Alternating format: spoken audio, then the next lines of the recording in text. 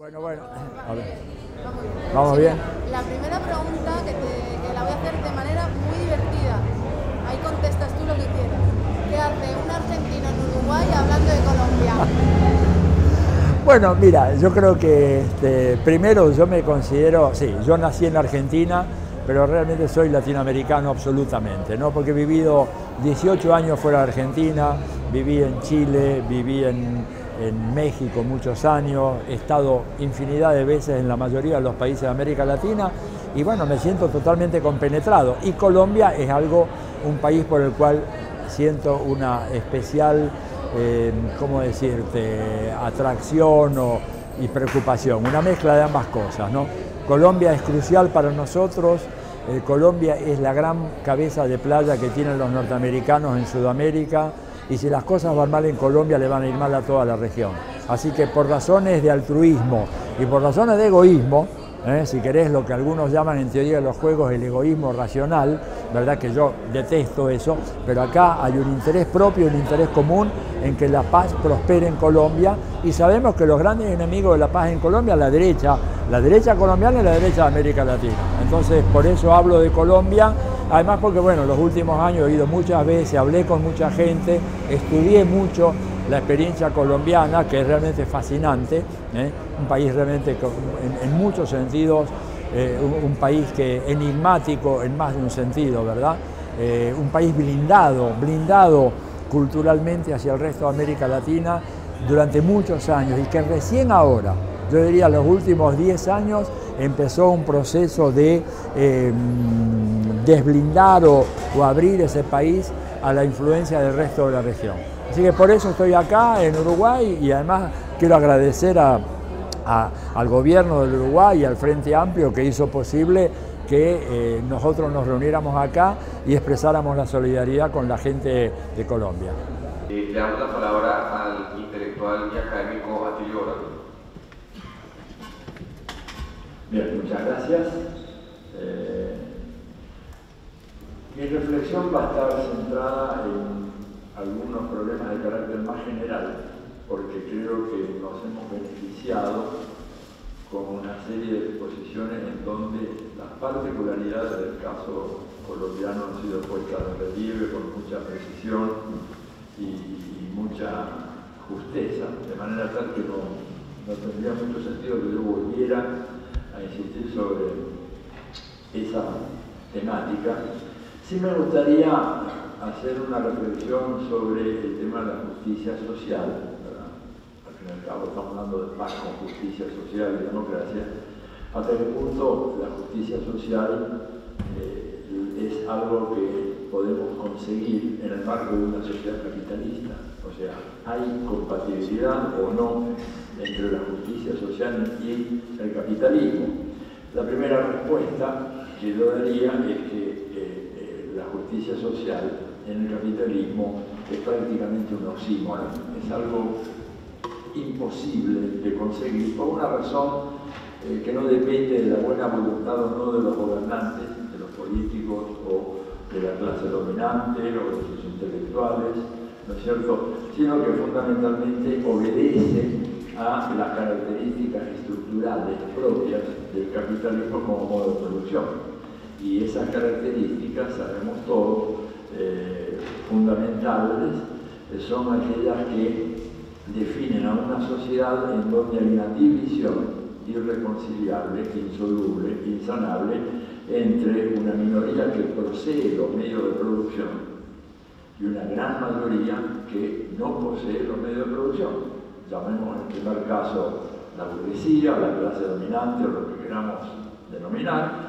y en el segundo caso estamos en presencia de lo que constituye una gran masa, una enorme masa de proletarios, pero proletarios, cuidado, ya no en el sentido clásico que esta noción tenía en el siglo XIX, sino que es necesario entender que la transformación del capitalismo ha significado también la transformación de esa masa de proletarios, aquellos que solo tenían su prole, ¿no es cierto?, y nada más, según las observaciones clásicas de Marx y de Engels sobre el tema, y que hoy en día el proletariado incluye sectores que antes, podríamos decir, eran capas medias, profesionales, ¿no es cierto? Y que hoy en día configura un vasto universo que algunos autores, como por ejemplo François Autard, un hombre muy conocedor de Colombia, muy amigo y muy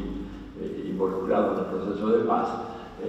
calcula en algo más de 3.000 millones de personas a nivel del planeta. O sea que estamos hablando de un proletariado nuevo, de características diferentes, pero que tiene en común con el clásico, el histórico, el hecho de que para vivir, para que esa gente pueda sobrevivir, debe conseguir alguien que esté dispuesto a darle trabajo. La misma idea de que hay una dación, de que hay alguien que da trabajo, caracteriza de manera muy clara la injusticia que existe en este tipo histórico de sociedad, en donde para que una vasta mayoría, para que esa vasta mayoría pueda sobrevivir, se requiere que haya una minoría que considere que es buen negocio, que es rentable, que es lucrativo darle trabajo. En caso de que no lo considere, bueno, pues esa mayoría va a quedar postergada o sumida en la indigencia o, digamos, en situaciones que constituyen una verdadera eutanasia de los pobres. Entonces, hablar de justicia social en el capitalismo, por eso decíamos, es prácticamente un oxímoron. Claro, alguien podrá decir, bueno, pero todo esto puede ser un argumento muy atractivo desde el punto de vista intelectual, pero de hecho, en el desarrollo histórico del capitalismo ha habido un avance hacia una mayor justicia social. Podría argumentarse eso, a lo cual yo diría de que en realidad esta contradicción, que es irresoluble, ha conocido en ciertos periodos históricos momentos de compromiso entre la explotación, ¿no es cierto?, de la burguesía sobre esta masa de trabajadores despojados de todo, y la renuncia de estos trabajadores de manera a veces orgánica, consciente y otras veces de manera inconsciente o tal vez impensada, a su derecho a la revolución o su derecho a la subversión, algo que el profesor Moncayo planteaba los otros días. Ese compromiso, ¿no? Renuncia a la revolución, renuncia a la subversión, y por otra parte la burguesía renunciando a una explotación salvaje de la fuerza de trabajo, dio lugar a momentos en los cuales parecía como que el capitalismo podía reconciliarse con un cierto grado de justicia social. Pero lo que quiero plantear acá es que esa reconciliación fue transitoria, fue efímera y fue rápidamente dejada de lado. Uno podría decir de que en esta historia de la relación entre el capitalismo y la justicia social habría tres grandes periodos. Uno que podemos llamar el periodo clásico del capitalismo manchesteriano, habría muchos nombres que se le podían poner, y en donde en ese capitalismo,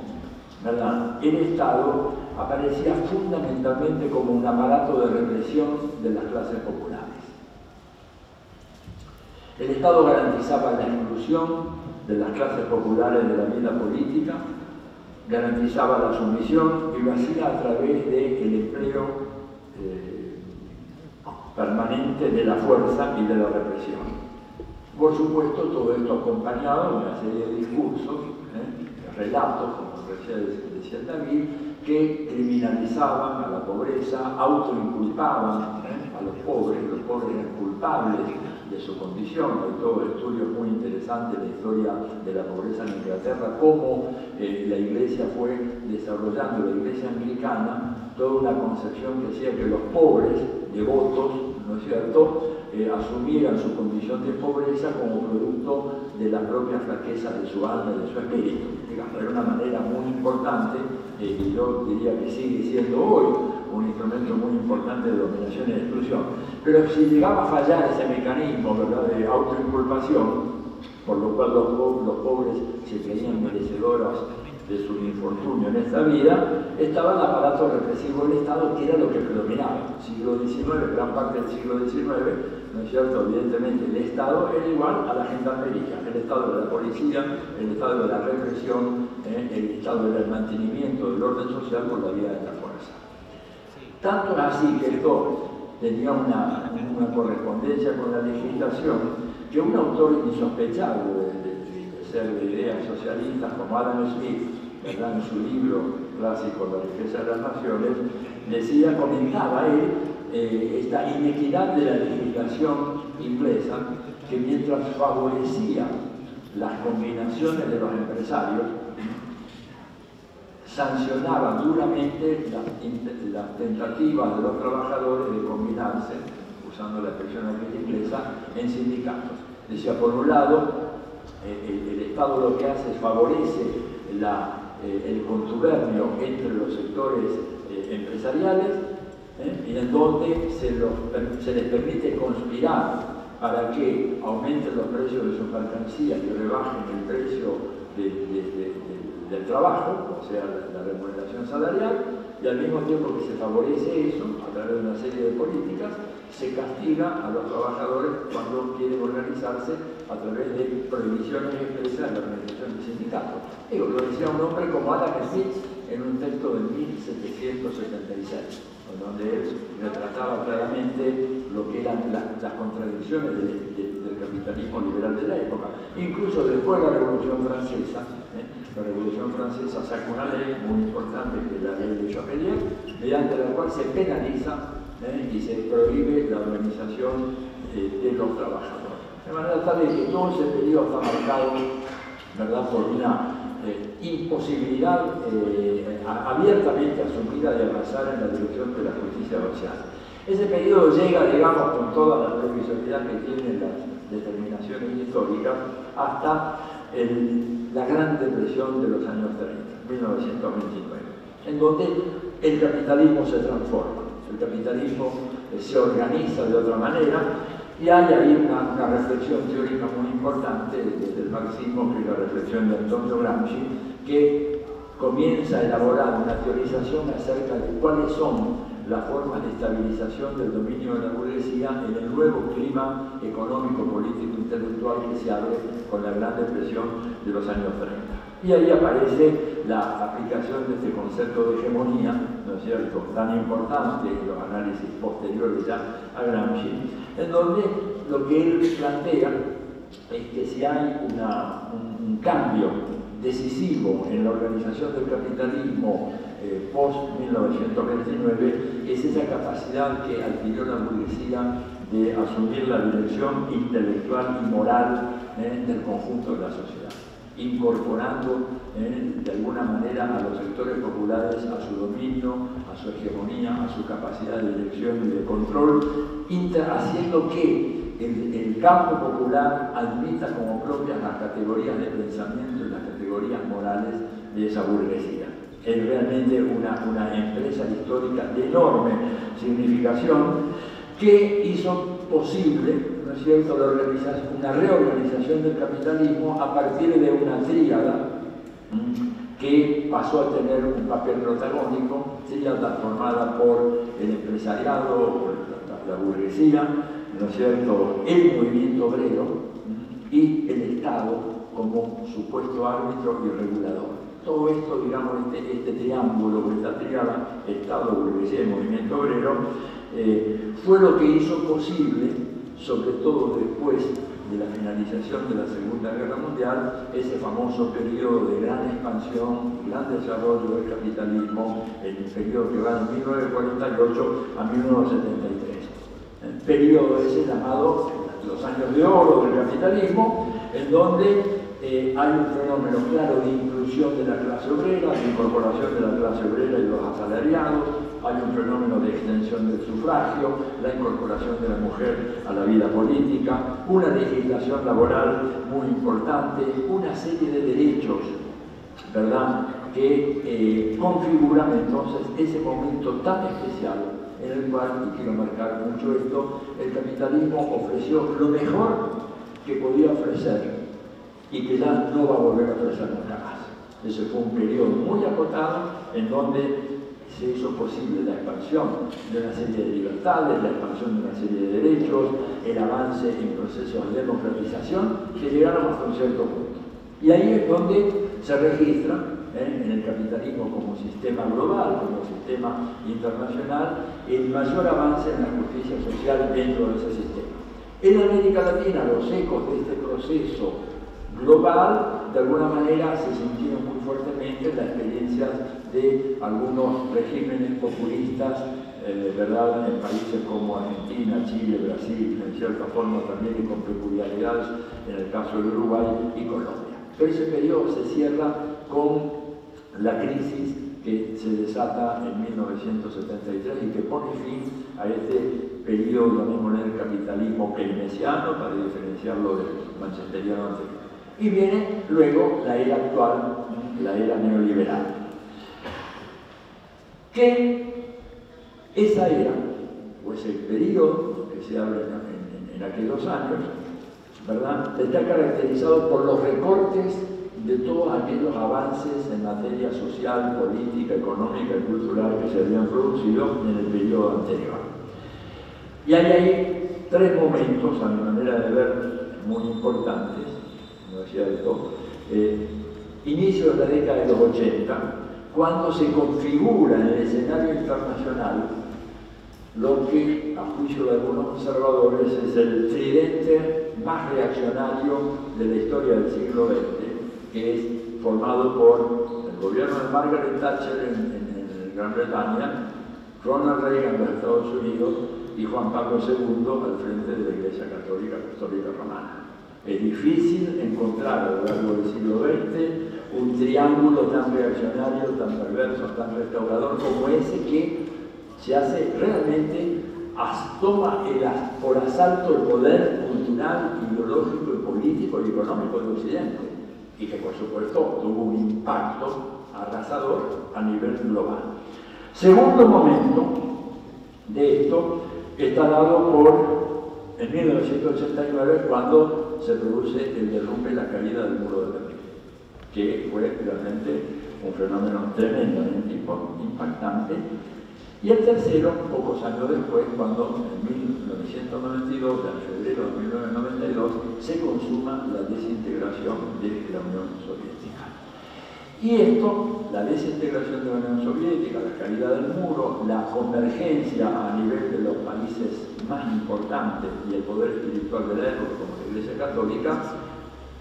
lanza un proceso fenomenal de regresión económica y social y política, ¿no es cierto?, con un ataque sin precedentes a la clase obrera y a los trabajadores en general, que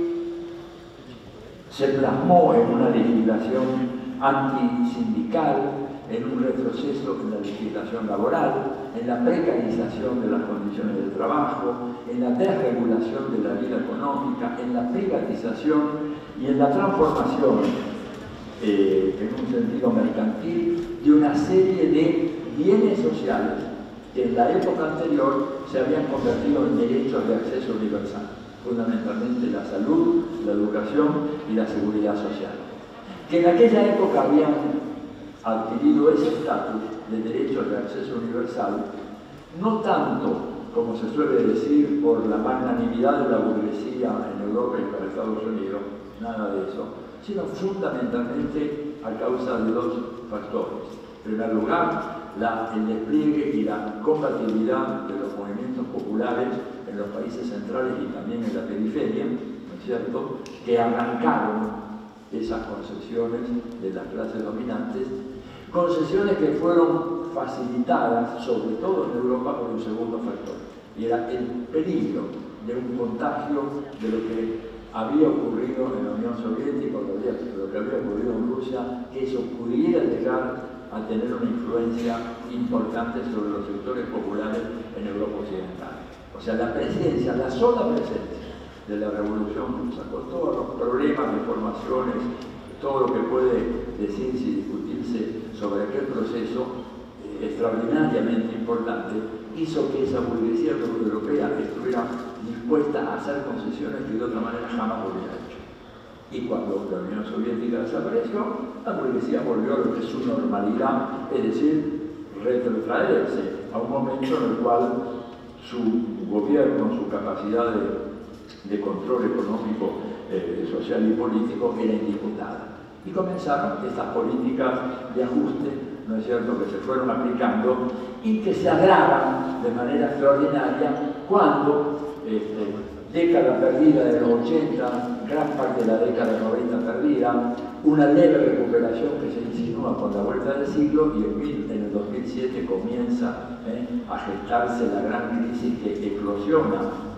menos de un año después, en el 2008, la crisis mal llamada de la hipoteca subprime, que en realidad eso fue el detonante de una nueva crisis general del capitalismo que hoy, a 7 años y medio de su gestación, la crisis está lejos de haber sido resuelta y sigue profundizándose, sobre todo en Europa, como lo estamos viendo hoy, en donde Europa se ha convertido en el centro de la gran batalla en contra de los estragos del neoliberalismo. De manera tal de que ahí vemos cómo en este proceso,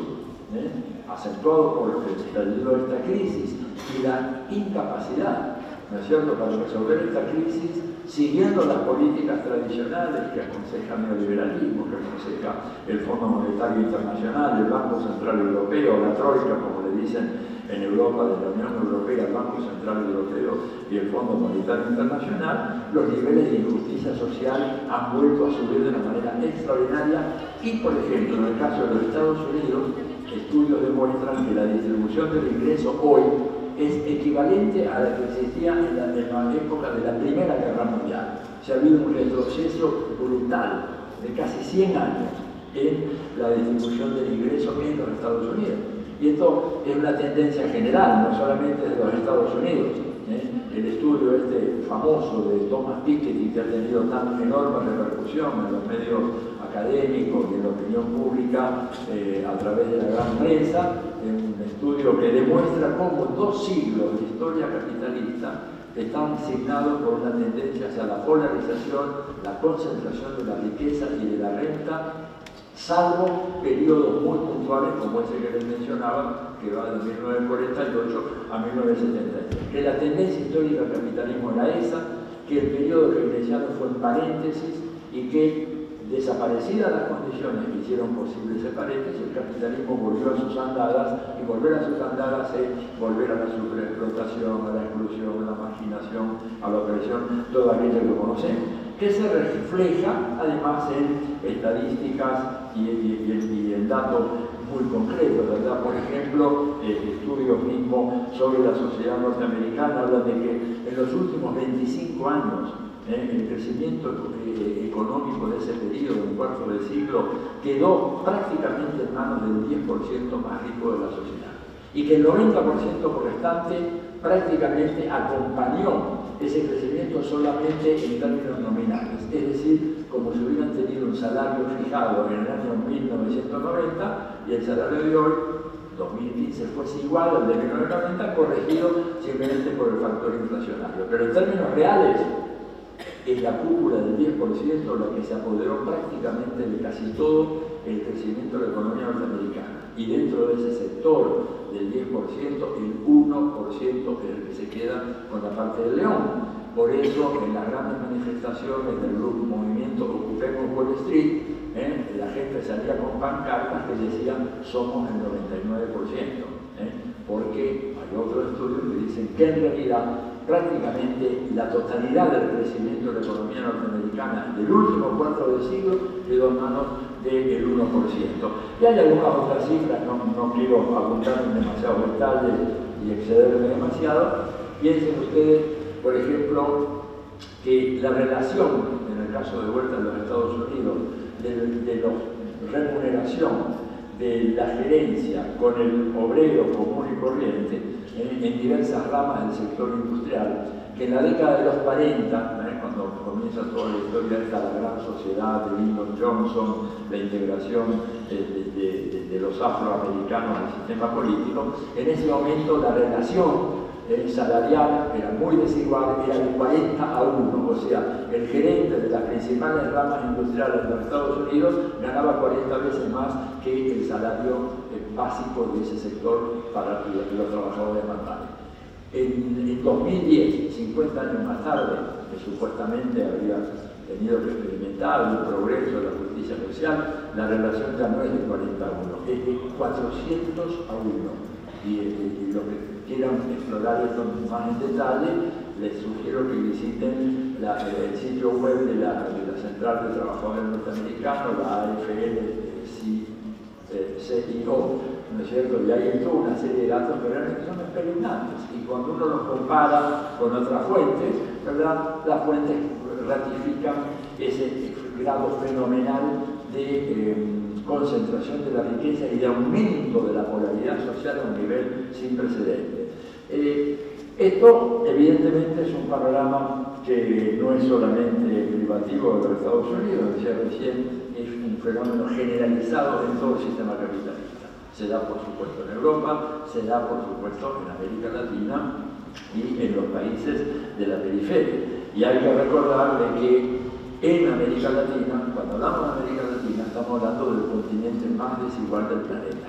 Este no es un continente cualquiera por muchas razones, entre otras, porque lleva la deshonrosa marca de ser el continente más desigual del planeta. No quiere decir que los pobres de aquí sean más pobres que los pobres que hay, por ejemplo, en Asia Meridional o en el África subsahariana, porque aquellos otros son mucho más pobres que los de acá. Lo que pasa es que no encuentran en aquellos otros países un estrato tan fenomenalmente rico como hay en América Latina. Este es el gran tema, ¿no es cierto? Y eso, evidentemente, habla de la enorme dificultad de avanzar en dirección de la justicia social en un contexto como este, en el cual la única alternativa que existe, me parece a mí, es que si queremos dar la batalla por la justicia social, el camino que hay que seguir es un camino que nos lleve hacia el progresivo y sistemático desmantelamiento del capitalismo como sistema económico-social. Lo otro sería una ilusión. Manteniendo el capitalismo, ¿verdad? Las posibilidades de justicia social, no digo que sea una batalla inútil, hay que darla permanentemente, pero no podemos engañarnos pensando que podemos avanzar demasiado por ese camino porque nos vamos a encontrar con obstáculos de carácter estructural que impiden, ¿no es cierto?, realizar plenamente la justicia social en una sociedad que tiene una división de propietarios y no propietarios de medios de producción, en donde la supervivencia de la vasta mayoría de la sociedad depende de que sea buen negocio que un señor o una señora le den trabajo al que no necesita. Ese sistema no puede ser justo de ninguna manera. Uno dice, bueno, es muy fácil hablar de todo esto, ¿verdad?, en una tribuna política o académica. ¿Cómo se hace? Bueno, no voy a dar yo la receta, pero sí digo que hay por lo menos dos cosas que se pueden hacer para ir desmantelando el sistema capitalista. Primero, reconvirtiendo en derechos todo lo que fue transformado en mercancía durante la era neoliberal. Y eso se puede hacer, no es una imposibilidad. Se puede volver a convertir a la educación en un derecho como lo fue en algunos casos para algunas oligarquías latinoamericanas de finales del siglo XIX.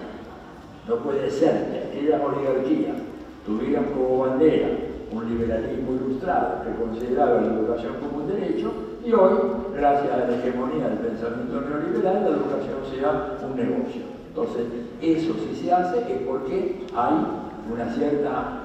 o ineptitud, o inercia, o falta de voluntad, o lo que sea, de los gobiernos que no están dispuestos a reconocer la importancia decisiva de garantizar esa reconversión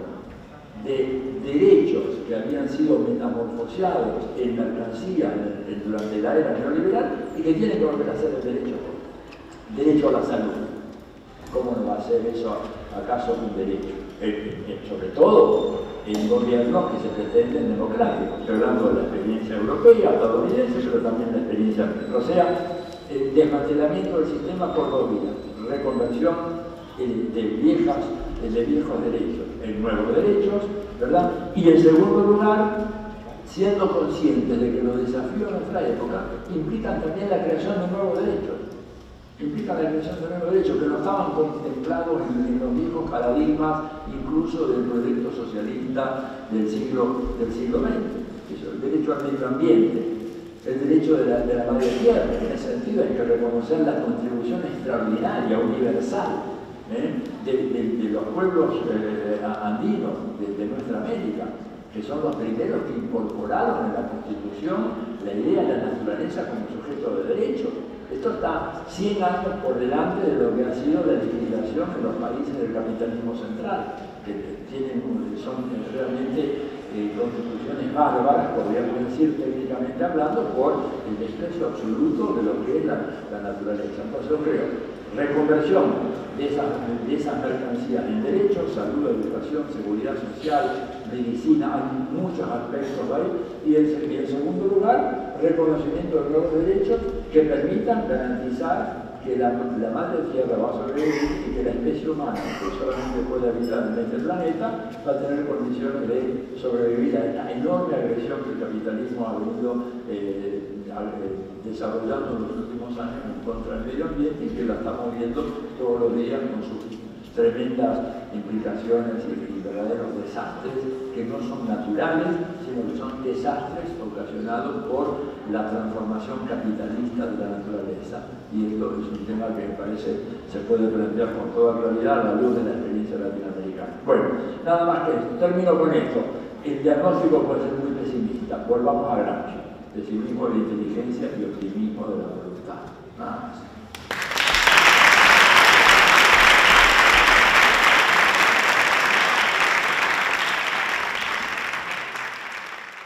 Has hablado en tu discurso que no puede haber justicia social en el capitalismo. Sí, esa fue la cosa más